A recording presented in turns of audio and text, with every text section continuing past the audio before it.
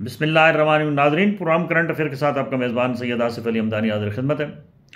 नाज़रीन, कल एक पख्तूनों का अमन जिरगा हुआ और उसके अंदर बहुत सारी जो चीज़ें हैं वो उठाई गई और उसमें अली अमीन गंडापुर, उसमें असद कैसर साहब, महमूद ख़ान अचकज़ई जैसे कदावर शख्सियात जो हैं पॉलिटिकली वो भी उसमें मौजूद थी। क्योंकि पश्तून जो एक ऑर्गेनाइजेशन है उसके ऊपर हुकूमत पाकिस्तान ने उसको बैन कर दिया है, तो वो जो है वो अब अमन जिरगे के नाम पे उन्होंने वहाँ KPK के अंदर एक तसलसल के साथ सूबाई गवर्नमेंट के ताउन से वो एक उन्होंने मुहिम शुरू किया है कि जो पश्तून हैं उनके राइट्स के लिए जो है वो हम हर फोरम पे आवाज़ उठाएंगे।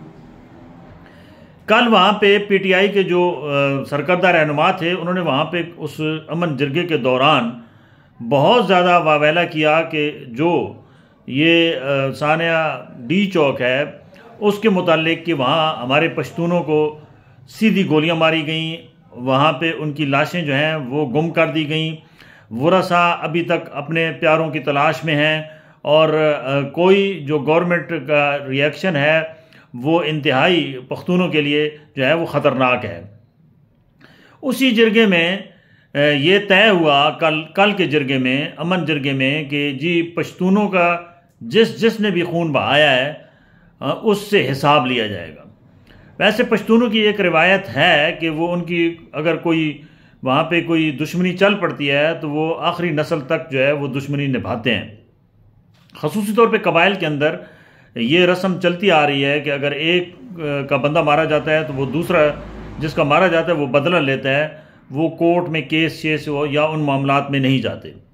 इस वक्त क्योंकि पख्तूनों को ये जो PTI की तहरीक है इसमें आप ये समझें कि 80% जो रोल है वो पख्तूनों का है और बकाया जो है वो पूरे पाकिस्तान से लोग आते हैं। लिहाजा अभी भी वहाँ पे जो इतलात हैं कि वहाँ पे जोड़ तोड़ हो रही है और एक मरतबा फिर इमरान ख़ान की रिहाई समेत जो बाकी मामलात हैं उसके ऊपर भी लाएअमल तैयार किया जा रहा है। महमूद ख़ान अचकज़ई भी उनके काफ़िले में शामिल हो चुके हैं और ज़ाहिर बात है पश्तून बेल्ट के अंदर महमूद ख़ान अचकज़ई का एक बड़ा माजी में रोल रहा है और उन्हें एक कदावर शख्सियत समझा जाता है।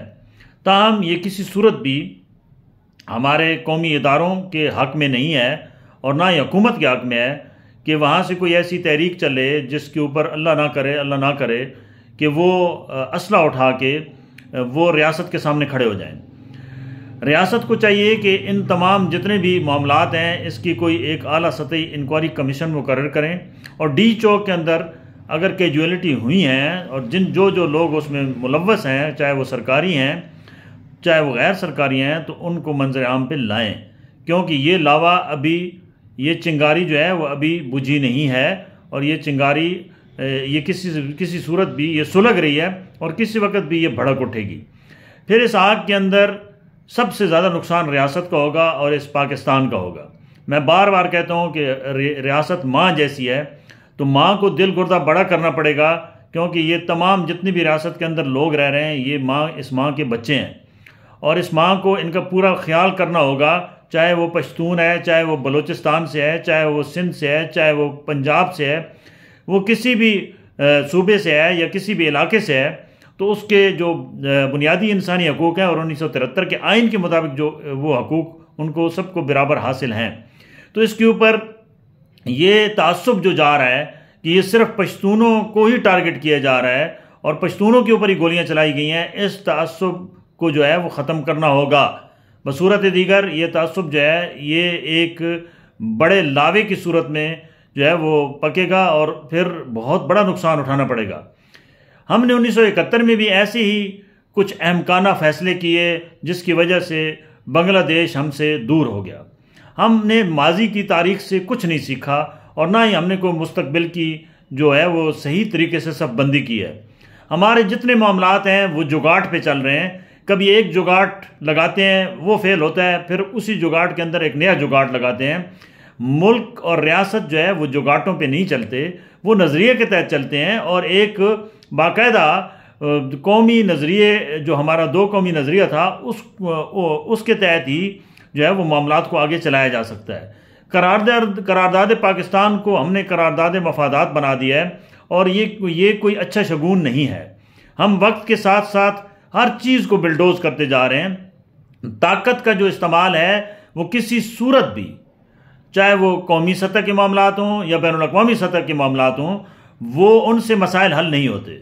मसाइल हल होंगे टेबल पे बैठ के, मुज़ाकरात से होंगे। मसाइल हल होंगे क्योंकि अगर आप तालिबान के साथ मुज़ाकरात कर सकते हैं, अगर आप इंडिया के साथ मुज़ाकरात कर सकते हैं, तो अपने पाकिस्तानी जो है वो उनके साथ क्यों नहीं कर सकते।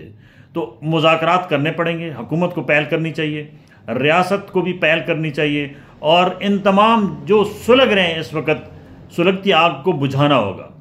तब जाके ये मामलात जो हैं वो क्लियर हो सकते हैं। बहुत शुक्रिया।